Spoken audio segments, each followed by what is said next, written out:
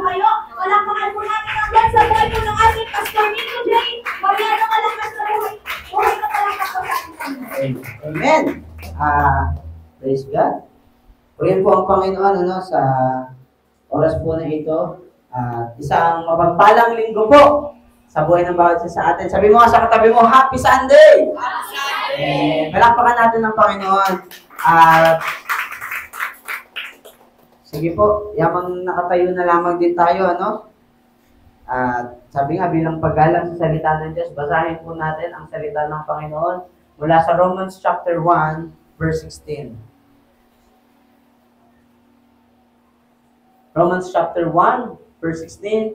For I am not ashamed of the gospel, because it is the power of God that brings salvation to everyone who believes. Sabi doon, first to the Jew, then to the Gentile. Palakpakan natin ang Diyos. Tayo po lahat ay po at tumigit ng namin. Lord, maraming salamat po sa umagang ito sa privilege na kami ay makinig ng iyong mga salita. Salamat po, pangunahan mo kami, samahan mo kami. Tumanggap kami, Lord, ng mga pagpapalang nagmumula sa iyo. Unang-unang yung mga salita, O God, O Diyos, na magsalita, mangusap sa aming mga puso. Walang kwenta ang gawain ito kung wala ang iyong pagsama, kung wala ang salita mo. Kaya naman, Lord, hayaan mo, Panginoon, O God. Lord, kumilos ka, Panginoon, sa aming mga buhay. Lord, patuloy ka, O God, maranasan sa lugar ito. Salamat po, at ako nagagamitin mo, Lord. Touch my lips that I will be speaking according to your words, O God. Salamat po, Panginoon, O God. We entrust this service to you. In Jesus' name we pray. Amen, amen, amen. Palakpakan natin ang Panginoon. Makakaupo na po tayo.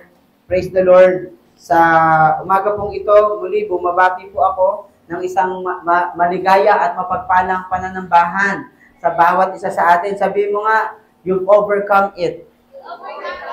Amen. Napagtagumpayan natin yung masarap na tulog sana.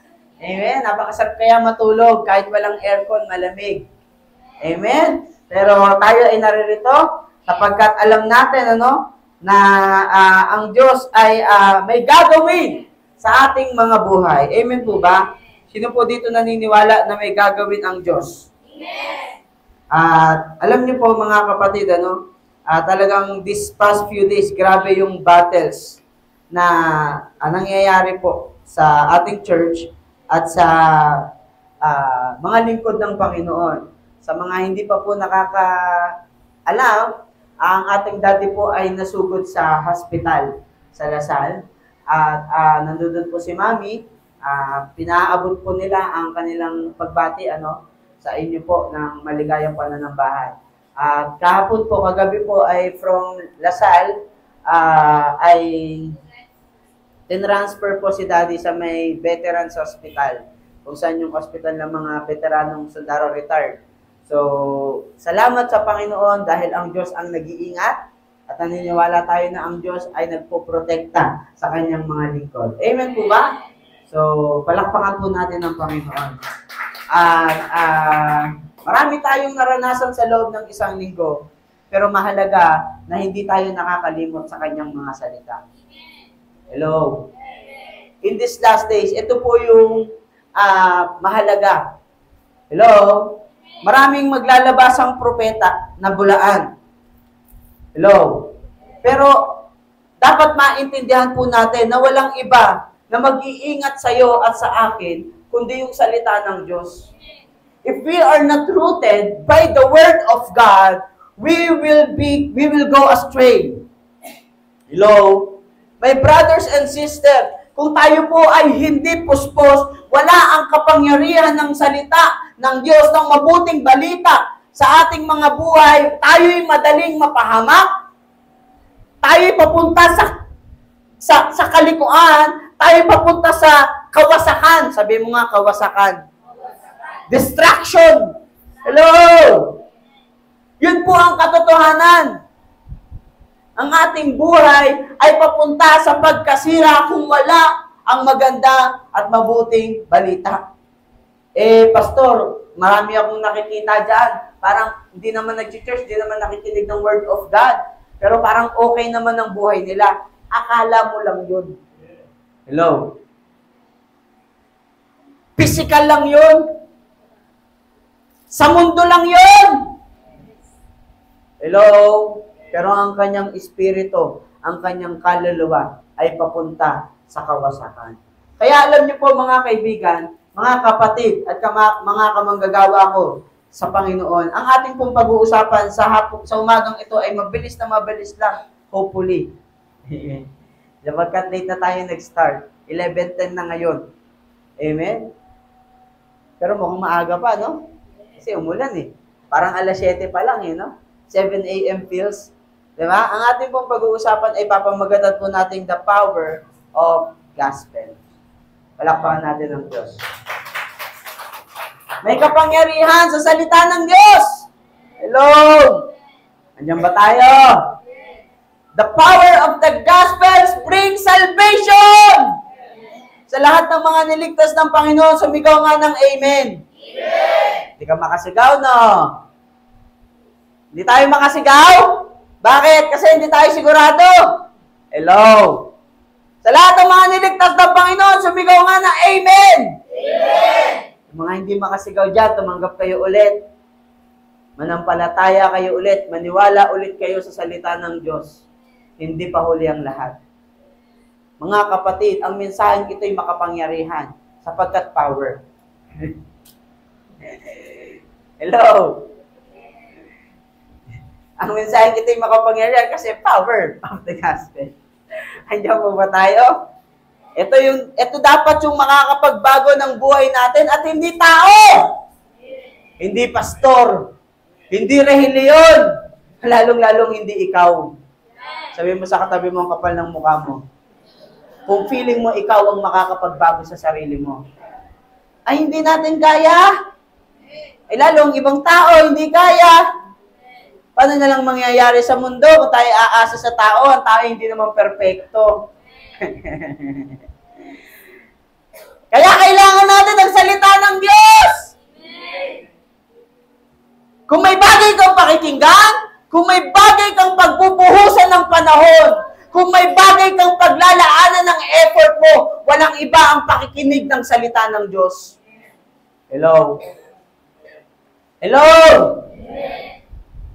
Sapagkat yan ang makakapagligtas sa'yo. Nag-aaral ka nga para sa future mo. Nag-aaral nga tayo ng mabuti. Nagre-research nga tayo para sa business natin. Hanggang dito lang naman yan sa mundo. Hello? Yung pang walang hanggan at panghabang buhay ang hindi mo pagtutuunan at bibigyan ng panahon, kapatid. Kumakatok ang Diyos. Sabi mo sa katabi mo, Gisem! Sabi mo, Gisem! Hoy, hoy, hoy! Hello? Mga kapatid, baka tayo'y masyado nang nagugulmaanan. Ano daw? Nagugulumihanan sa mga bagay na naririto sa mundo. You're so busy building your future. You are so busy how to become successful. You are so busy to attain so many things that only here in the earth. Tama ba yun? Busy ka. Busy? Hello? Mabibisit ang kaluluwa mo kapag hindi ka nakikinig ng salita ng Diyos. Sabihin mo sa katabi mo, sa sarili mo na nga lang, huwag na yung katabi, lagi na lang nadadama yan. Sabihin mo sa sarili mo, ikaw, makinig ka ng salita ng Diyos. May kapangyarihan, the power of the gospel brings salvation. Ano pa? Hello? Huwag ang sarili nating prinsipyo. Many people today doesn't value the word of God. Marami sa atin, hindi natin binavalue yung salita ng Diyos. Word of God lang naman yan. Huli na yan. Pwede nang mali. Hello? Pwede nang wag magsimba. Pwede nang hindi magbasa ng Bible. Facebook muna. And many people nowadays rejected it. Doesn't want the Bible. Because the Bible is hurtful. The Bible is painful. Sometimes it contradicts to our wants. Kaya ayaw nila ng salita ng Diyos. Maraming tao ayaw ng salita ng Diyos. Hello? Pero ang sabi ng Bible, mangmang ang hindi nakauunawa ng salita ng Diyos. Hello? Kamangmangan, mga kapatid. They rejected. Why? Talaga namang mangmang. Biruin mo, ito yung makakapagligtas sa iyo at sa akin, and yet you don't have time, and yet you don't want to hear, and yet you don't want to listen, and yet you don't want to follow. This is the key for your success. To obtain true success, and yet you don't want to obey it. How D you are. You know what's D? Hello? Diba? Sabi mo sa katabi mo, kung ikaw yon, ang syunga-syunga mo. Mga kapatid, we're not playing games. It's our salvation that's on the line. Ang kaligtasan po, ang nasa linya. If you do not hear the word of God, if you do not obey the word of God, then how come that you're okay with God? Then how come that you have your deeper relationship to God? It is very clear. Amen? Sasabihin mo, alam mo yon? Sabihin mo, okay naman ako sa Diyos kahit hindi ako magsimba. Okay ka pala sa Diyos, pati ka nagsisimba. Ang lino-lino ng salita ng Diyos. Gracious na ang Panginoon ngayon. Baka dahil gusto mo lang. Baka dahil conveniente lang sa'yo. But the Bible is very clear. If you love me, you will obey my commandment. That's the point. We don't love God. That's why we don't obey His commandment. Hindi tayo makapag-tithes. Hindi tayo makapag-sakripisyo. Hindi tayo makapanalangin. Hindi tayo makasigaw sa pagpupuri. Nahihiya tayo. We rejected the words of God. It's because we do not really love God. We just love the Lord with our words. My dearly brother and sister, there is a power of the gospel. Why? Because Satan is directly attacking the authority of Christ through moral standard. Eh, mabuti naman akong tao. Hindi naman makakaila din yun. Hello? The good manners and right conduct. Bakit? Tumutulong naman ako sa mahirap. That's not the point, my brother and sister. Our authority should be on the Bible. Hello? Alam niyo po, si Satanas, inaatake niya yung authority ni Jesus Christ. Di ba? Sabi, magturo tayo ng mabubuting asal. Magturo tayo kung paano maging mabuting tao, maging mabuting anak, maging mabuting asawa, maging mabuti. Kaya ano ang nangyayari? Puro tayo pagpapakabuti. Kaya ano? Lahat tayo bumabagsak. Hello? Andiyan po ba tayo? Lahat tayo nagfe-fail. Because you tried it on your own. Hello? Eh wala nang nakapasa sa pamantayan ng Diyos. You know, attacking the Word of God. Bakit? The Word of God is the authority of Christ. John chapter 1 verse 1. Ano bang sabi ng salita ng Diyos? In the beginning was the Word, and the Word was with God, and the Word was God. Sa pasimula pa naman, naroon na ang tinatawag na salita, at ang salita ay kasama ng Diyos, at ang salita ay Diyos. Pagdating po ng verse 14, sino daw yung salita? Nagkatawang tao ang salita, at namuhay na kasama natin. Nakita namin ang kadakilaan niya bilang kaisa-isang anak ng Ama. Puspos siya ng biyaya at pawang katotohanan ang mga sinasabi niya. That is Jesus Christ. Hello. My brother and sister, Satan is attacking the authority of the Word. Attacking the authority of Christ. Hello. Okay na lang na walang Kristo basta mabait ka. Mabuti rin naman yung ginagawa ko. Mukha mo. Hello. Alam niyo ang sabi ng Bible, your personal, sa theology po, pinag-aaralan namin yung 3 kinds of holiness. Yung personal holiness na sinasabi, yun yung sinasabi ng Isaiah, na ang yung sariling katwiran ay basahan sa harapan ng Diyos. Nakakita na po kayo ng ginagamit ng babae pag meron siya? Nakakita na kayo nun sa mga babae? Anong may isip nyo pag yung bagay na yun, nakita nyo sa lamesa? Kadiri, ano? Hello? Nakita nyo sa lamesa, sa lababo, sa ibabaw ng TV, nakasabit. Yun yung karumihan na sinasabi ng Book of Isaiah.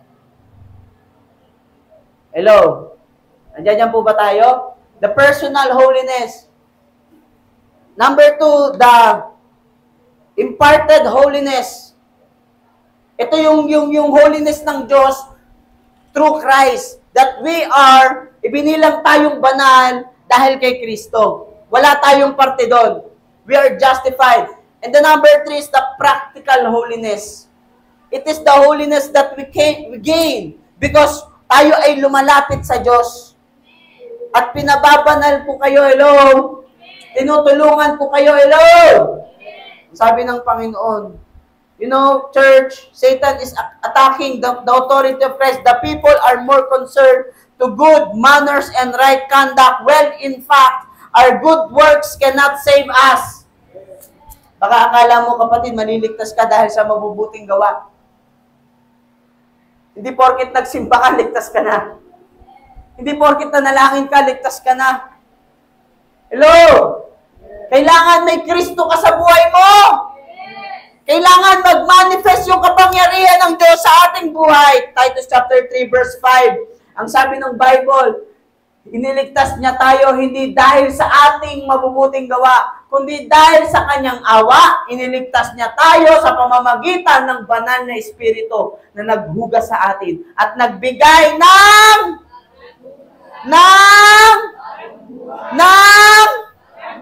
alam mo, kung di ka nagbabago kahit magsimba ka. Hello? Kung di tayo nagbabago, sorry po, hindi po ako sanay ganito mangaral. Hello? Pero tayo, kahit magsimba tayo, kahit magpasting ka pa, kahit nag-iikapo ka pa, kahit tumutulong ka pa sa mahirap, anong sabi ng Diyos? Isang bagay lang ang inihiling ko sa iyo. Ibenta mo lahat ng kayamanan mo at sumunod ka sa akin. Ano sabi ng mayamang lalaki? Tumalikod siya at umuwing nalulungkot. Kasi sapagkat napakayaman niya. Ano sabi ng Diyos sa Luke chapter 1? Ano sabi niya? Mabuti pa na ipasok ang kamelyo sa butas ng karayom kesa sa mayaman na to. Maligtas siya. Lahat ginawa niya. Yung 10 utos na sunod niya.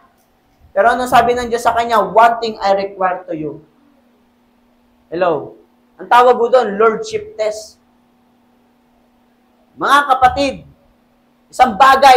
may isang bagay, ano po yun? Kailangan magkaroon ng pagbabago sa iyong puso. Magpagbabago sa iyong buhay, yung pinakamahalaga mo, isuko mo. Kung ang pinakamahalaga sa iyo, gusto mo ikaw lagi bida, gusto mo ikaw lagi, pinapapurihan. Gusto mo ikaw lagi ang sikat. Pero dahil sinuko mo ng lahat sa Diyos, gusto mo ang Diyos na. Gusto mo lagi ka na-appreciate, okay na lang kahit wala nang pumapansin sa'yo. Mahalaga nakakapaglingkod ka sa Diyos. If you truly surrender and give your life to Jesus, you are willing na hindi ka na mapansin ng tao. You are willing not to be appreciated. You are not willing not to be recognized. You are willing you are willing to accept pain. You are willing to accept shame. You are willing to accept inconvenience. Hello? Because that's Christianity. Totoo, masaya at masarap maglingkod sa Diyos. Pero ito ay may kalakip na cross na dapat nating bitbitin. You forget about yourself. And let God manifest in your life. Hello? Only the gospel, hello, can save us. Romans chapter 1 verse 16. Not our good works, but only Jesus. Church, my brothers and sisters, we need Jesus in our lives. Sabi mo sa katabi mo, kailangan mo ang Diyos. Amen? Hello? Nandiyan po ba tayo? Now, paano magmamanifest yung power ng Diyos sa ating buhay? Number 1, mabilis na lamang po ito. Do not be ashamed. Huwag kang matatakot. Huwag kang mahihiya. Meron ba namang Kristiyanong nahihiya? Hello? Mahihiya ka talaga kung gumagawa ka ng kabulastugan. Totoo. Oo. Sa labas, gumagawa ka ng kasalanan. Hello? Ang kaligtasan, hindi po ito tinatago. Kaya ang sabi ni Pablo sa Romans 1:16, I'm not ashamed of the gospel. Ilan sa atin dito, laging gustong ipahayag ang salita ng Diyos? Ilan sa atin dito gusto ipangalandakan ang salita ng Panginoon? Kaya mo bang i-share ang Word of God sa kaibigan mo? Bakit di mo ma-share? Kasi ikaw promotor. Kaya mo bang i-share yung kapal na lang ng mukha mo pag ikaw promotor, nakapag-share ka pa? Bakit di mo ma-share ang Word of God sa nililigawan mo? Hello? Kasi alam mo na hindi pa tama. Hello? Bakit di natin ma-share yung Word of God sa mga tao sa nakapaligid natin? Diyan po ba tayo? Hello? Pasensya na po kayo. Ulit. Sorry na agad. But this is the standard of God.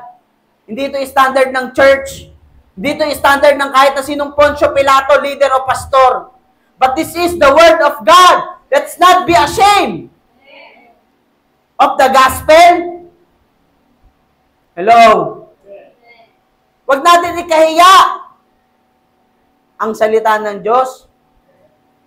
Pero ganun din naman, huwag masyadong makapal. Ano sabi ng Bible? Bago ka mag-alis ng puwing ng mata mo sa kapwa, alisin mo muna yung puwing sa mata mo. Kasing laki ng troso, kapal ng mukha mo, nagko-correct ka. Ang kapal ng mukha mo, ano yung tawag doon? Nagko-correct ka, nangangaral ka, nagre-review ka. Ganto lang yung laki ng troso ng kapwa mo, pero yung laki ng puwing sa mata mo, ganto kalaki. Hello? Sabi mo sa katabi mo, yun ang mahiya ka. Yun ang mahiya tayo. Hello? Hindi man pwedeng mahihiya ka. Do not be ashamed nga. Ano na gagawin? Pastor, sabi mo, huwag mahiya. Tapos ngayon, mahiya. Ano gagawin? Ay, alisin. Alisin ng troso. Napakadali. Para hindi ka mahiya. Magbago. Magpabago. Hello? Matthew chapter 10, verse 32 to 33. Hindi naman pwede kasing ikahihiya natin. Ang sino man kumakaila sa akin bilang Panginoon sa harap ng mga tao, ikikilalanin ko. Ang sino man kumikilala, sa akin bilang Panginoon sa harap ng mga tao, ikikilalanin ko rin sa harap ng aking amang nasa langit. Ngunit ang hindi kumikilala sa akin sa harap ng mga tao, hindi ko rin kikilalanin sa harap ng aking amang nasa langit. Mga kapatid, nag-share ka ba ng Word of God? Hello? Nag-share ba? Mag-share tayo ng Word of God. Huwag nating ikahiya ang salita ng Diyos. Nandiyan po ba tayo? Parang humina na yung amen. Be a witness. Don't hide it. Do not be ashamed. Baka mamaya 10 taon mo na yung kaklase, di mo man lang na-share niya ng Word of God. Totoo po. Nandiyan po ba tayo? Ako po, parang wala akong kaklaseng na nakausap ko na hindi ako nakapag-share ng Word of God. Parang lahat siya na-share ng Word of God. Hindi ko lang alam kung tumanggap o hindi. Nandiyan po ba tayo? Mga kapatid, sabi mo, be a witness. Do not be ashamed. Minsan nalulungkot tayo. Sino dito nalulungkot pag konti lang yung tao sa church? Taas ang kamay. Hello? Pakibaba. Minsan nalulungkot tayo ang unti-unti ng tao sa church. Paano? Hindi ka nag-share ng Word of God. Yung family mo, hindi mo ma-sharean. Bakit? Kasi pasaway ka sa bahay. Hello? Ay ngayon, kung matigas talaga ulo nila, hayaan mo sila. Hello? Ganun talaga. Ang mga tao na hindi tumatanggap ng salita ng Diyos, hello? Kahit anong gawin, wala. Hindi nila kayang tagalan ng salita ng Panginoon. May inis yan sa'yo. babatuhin ka niyan. Magagalit yan sila sa'yo. Oo. Di ba? Si Jesus Christ, ano ginawa ng mundo kay Jesus Christ? Binato. Salita yun eh. Correction yun eh. Kaya alam mo, kapag ang tao hindi tumatanggap ng salita ng Diyos, kagagalitan ka. Magagalit sa'yo. Lalayuan ka. Aalisan ka. Hindi ka iintindihin. Hello? Pero kapag ang tao, hello, andyan po ba tayo? Kapag ang tao, willing makinig ng salita ng Diyos, masasaktan yan. Pero magbabago. Ay, hindi pa pwedeng walang sakit. Wala namang ginagamot na hindi nasasaktan. Kasama talaga yung sakit sa paggagamot. Hello? At ang love ng Diyos, hindi lang siya puro comfort. Ang language ng Diyos, hindi lang siya puro comfort. Ang language din ng pagmamahal ng Diyos ay pagtatama. Kaya nga sabi doon bastardo ka kung hindi ka kinokorek ng Diyos. Sa Hebrews chapter 6. Kaya mga kapatid, how can the power of God manifest to our lives? Huwag mong ikakahiya ang Diyos. Kahit minsan, ikaw na tinatamaan. Hello? Kahit minsan, ikaw na nasasaktan. Huwag nating ikahiya. Number 2. Diba? 3 lang to, patapos na tayo. Be transformed. Sabi mo nga, magbago na tayo. Sabi mo, magbago na tayo. Romans chapter 12, verse 1 to 2. Ano sabi ng Romans chapter 12? Mga kapatid, pasensya na po. Hindi talaga pa pwedeng hindi. Baliwala ang ating pananampalataya kung tayo hindi binabago ni Kristo. Amen? Ang sabi ng Bible, kaya mga kapatid, nakikiusap ako sa inyo. Alang-alang sa maraming pagkakataong kinaawaan tayo ng Diyos.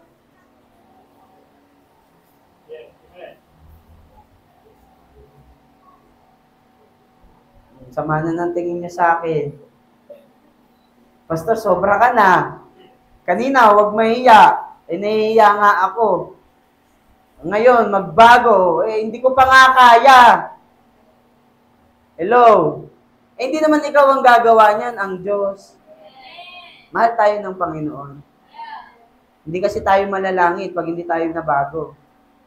Yan ang sasabihin ko na tuloy yung verse ko. John chapter 3, verse 3. Ang sabi ng John 3:3, except a man be born again, he cannot see the kingdom of God. Hello? Amen? Sabihin mo, lagay mo nga yan, kapatid. John chapter 3, verse 3. Except a man be born again. No one can see the kingdom unless they are born again. Hindi pa pwede, hindi natin pwedeng makita yung kaharian ng Diyos. Hindi tayo pwedeng pagharian ng Diyos unless magpabago tayo sa Panginoon. My brother and sister, be transformed. Alang-alang sa maraming beses tayong kinaawa. Ilang beses na ba dapat tayong napahamak? Ilang beses na dapat tayong gumawa ng kasalanan? Ilang beses na tayo na nagtigas ng ulo? Ilang beses na tayong nagrebelde sa Diyos? Ilang beses na tayong sumuway sa Panginoon? Ilang beses na tayong hindi nakinig ng salita ng Diyos? Pero mahal ka pa rin ng Diyos. Inaabot ka niya. Hello? Hinihintay ka lang niya bumalik. Huwag kang magsasawa. Huwag kang aalis kahit gaano kasakit ang salita ng Diyos. Kahit gaano kasakit ang preaching ni pastor, ni pastora, huwag kang aalis sa loob ng church. Kasi hanggat nakikinig ka ng salita ng Diyos, nandiyan ang correction. Pero pag pinatigas na ng Diyos ang iyong puso, pag pinatigas mo na yung puso mo, alam niyo ba ibig sabihin ng pinatigas ng puso? When the Lord hardened the heart of the Parao, hindi po yung Diyos yung nag-control kay Parao para maging masama. Hindi po ganon ang pagpapatigas ng puso. Pag sinabing at pinatigas na ng Diyos ang kanyang puso, ibig sabihin nun, hindi ibig sabihin nun, ginawa siyang masama ng Panginoon. Mali. Alam niyo po, ibig sabihin ng pinatigas ng puso. Ang ibig sabihin po ng pinatigas ang puso, hinayaan siya ng Diyos sa kanyang gusto. Sapagkat ang puso, the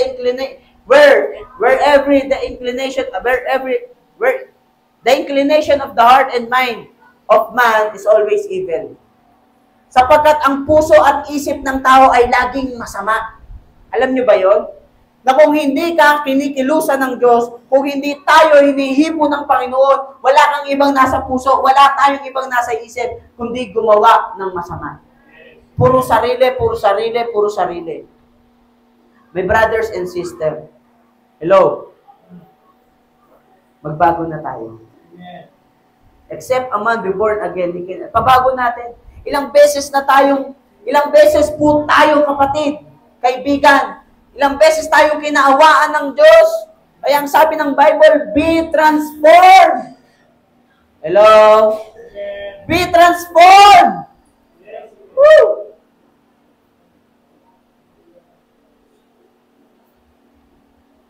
Amen? Yung iba sa dulo pa talagang nauupo yan, tapos hindi nakikinig ng Word of God. Huwag kayong lilingon sa likod nyo. Yung iba doon sa labas, uupo. Kahit mga workers, magse-cellphone. Sabi mo, magbago na kayo. Magbago ka na.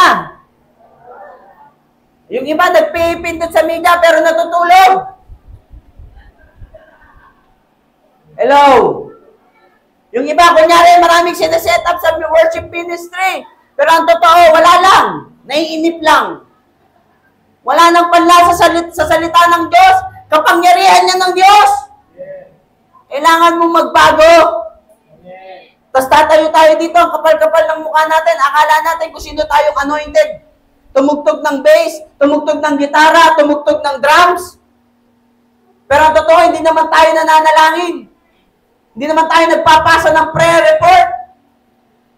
Hello? Nandiyan po ba tayo? Akala mo makapag-lead tayo dito ng kanta. Puspos na puspos tayo ng salita ng Diyos.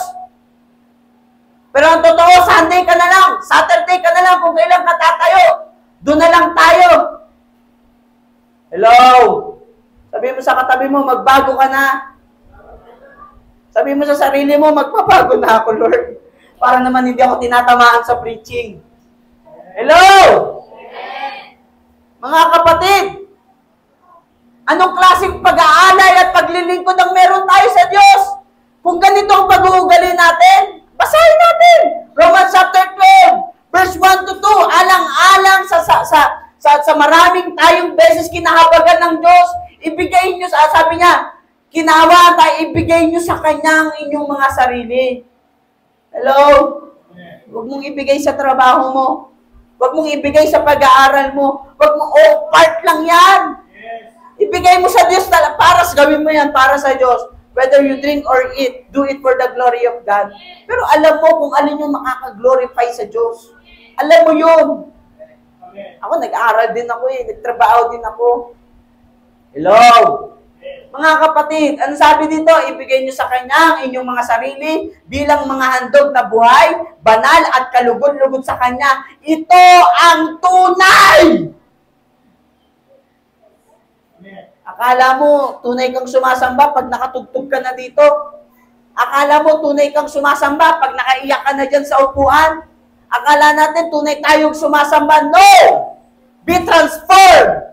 Mabago ang puso natin. Mabago ang isip natin. Hello? Nandiyan po ba tayo? You do not follow the pattern of this world. Hello? Nandiyan po ba tayo? Immoral yung unbeliever, ikaw immoral din. Hello? Yung unbeliever, babad sa TikTok, ikaw, babad din. Yung unbeliever, babad sa Netflix, babad ka rin. Yung unbeliever, hindi nananalangin, hindi ka rin nananalangin. Hello? Yung unbeliever, puspos sa pag-aaral, puspos ka rin sa pag-aaral. Puro pag-aaral lang. Hello? Puro pagtatrabaho lang. Nandiyan po ba tayo? Ay baka akala natin malalangit pa tayo.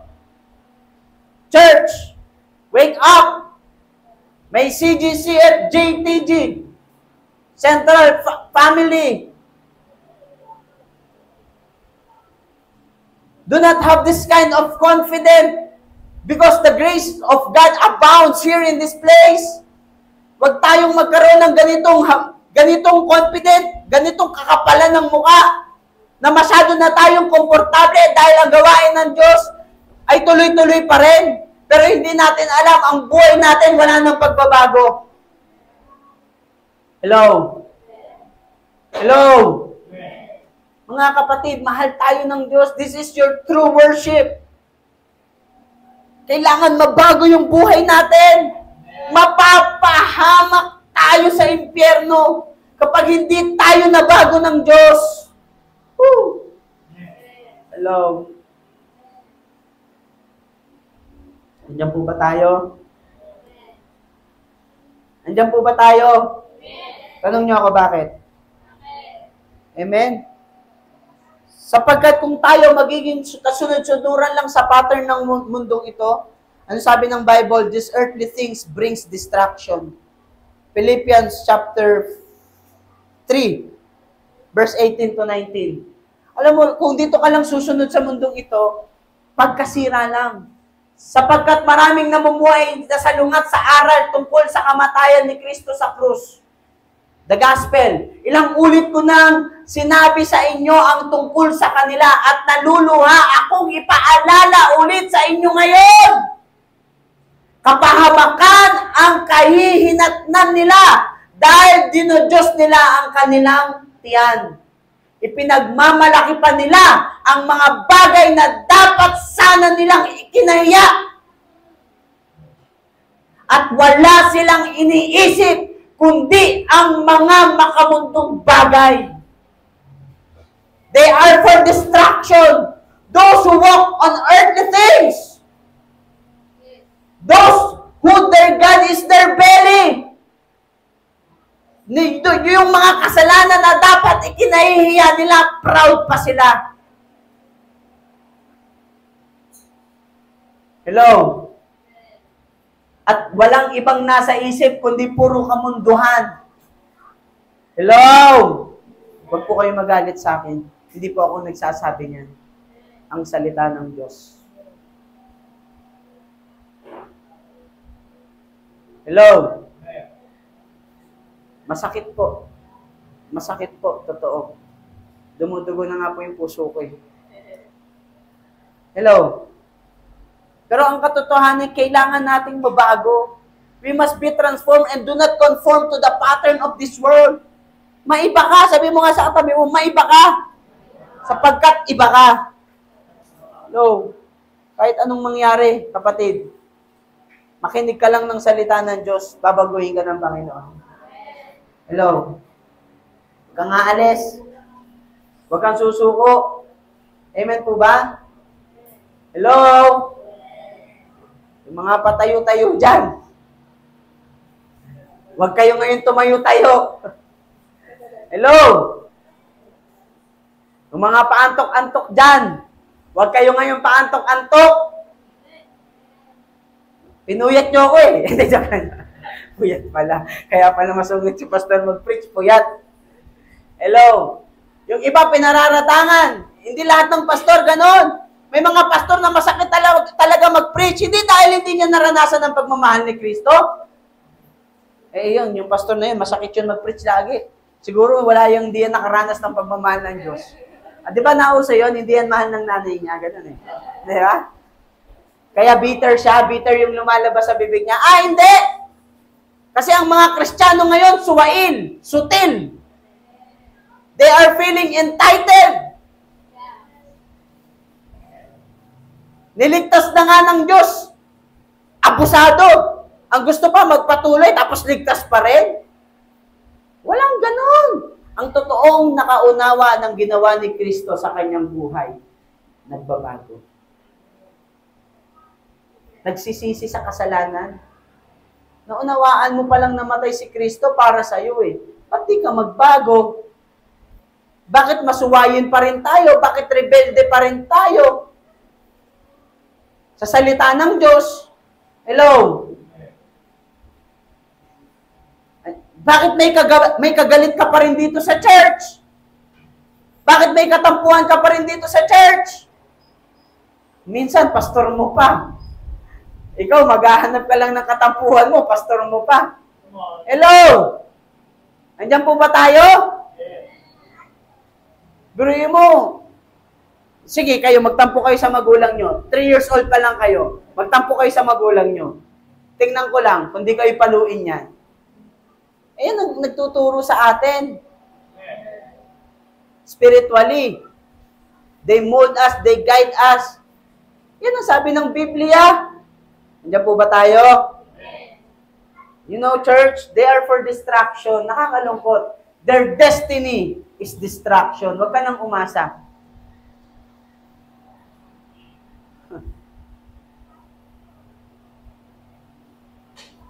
Kung feeling mo, nasa palad mo yung destiny mo, para ka sa distraction. Kung feeling mo, nasa palad na kung sinong Poncio Pilato, yung destiny mo, para ka sa distraction. Ang destiny mo dapat nasa kamay ng Diyos. Hello? Andiyan po ba tayo? You are always willing to submit. To submit. To submit. To submit unto the process of the Lord. Hello? Sa proseso ng Diyos. Andiyan po ba tayo? Mga minamahal, ito na po ang panahon. Kung may mga dapat pang mabago sa ating buhay, magpabago tayo sa Diyos. And last, number 3. Be a hearer and doer of the word of God. This is how the power of God can manifest to us. Number 1, kapag hindi mo ikinahiya. Number 2, kapag nagbago tayo. At number 3, kapag patuloy tayong nakinig at sinagawa natin ang salita ng Diyos. Ang sabi ng Matthew chapter 7, verse 24 to 26. Ano po yung mahalagang bahagi dito? Kanina, ganun din, parang nakikinig din sa Word of God. Pero gusto ko po na i-differentiate ho natin ito. Kaya ang sino mang nakikinig at sumusunod, dalawa, nakikinig at sumusunod sa aking mga sinasabi ay katulad ng isang, ano po? Na nagtayo ng kanyang bahay sa pundasyon ng bato. Matalino daw yun, yung nakikinig at sumusunod. Bakit? Next verse. Nang umulan ng malakas at bumaha at tumagpas ang malakas na hangin sa bahay, hindi ito nag-iba dahil nakatayo ito sa matibay na pundasyon. Hindi ito nag-iba. Matalino eh. Nagtayo siya ng bahay, bato. Sino daw yon? Yung taong nakikinig at nagsasagawa. Now, may mangmang. Sino yung mangmang? Next verse. Next verse. Ay, ito na pala. Sorry. Ang sabi dito, ngunit ang sino mang nakikinig sa aking mga salita, pero hindi naman ito sinusunod, ay parang taong hangal na nagtayo ng kanyang bahay sa buhangin. Bakit? Nakikinig, pero hindi sumusunod. Nang umulan ng malakas, bumaha, umampas, at malakas na hangin sa bahay, nag-iba ito, at nag-iba ito, at naglubusang. Do not be a hearer, but be a doer of the word of God. You know what? Ang ating pakikinig ng salita ng Diyos ay susubukin. Pareha silang nakikinig. Pero ang isa nagsasagawa, ang isa hindi. Paano mo nalalaman na nagsasagawa ka ng salita ng Diyos? Simple lang. Pag dumating yung bagyo, dumating yung malakas na hangin, bumaha. Kapag ikaw hindi ka nag-iba, ginagawa mo yung salita ng Diyos. Pero pag ikaw nag-iba ka, wala. Hindi mo ina-apply yung salita ng Diyos sa buhay mo. Ang gagawin mo, magtatampo ka, maghahanap ka ng mali. Hello? Maninisi ka ng kung sino-sino. Kasi ako, lumakas kasi akong ganito eh. Hello? Lumaki kasi akong ganito na talaga ugali ko pagkabata pa lang ako. Kung ano-anong dadahilanin natin. At ang pagdadahilan ay pagkain ng mga talunan. Kaya nga mga kapatid, kung gusto nating ang mahalaga po sa number 3, Be a hearer and doer of the word of God. If you want the power of God manifest in our lives, be a hearer and be a doer of the word of God. Why? Dahil sa pagdating ng mga problema, pagsubok, pagdating ng mga trials, deception ng kaaway sa ating buhay, para manatili kang nakatayo, kapatid, kaibigan. Manatili tayo sa salita ng Diyos. Amen. Tayo po natin tumayo.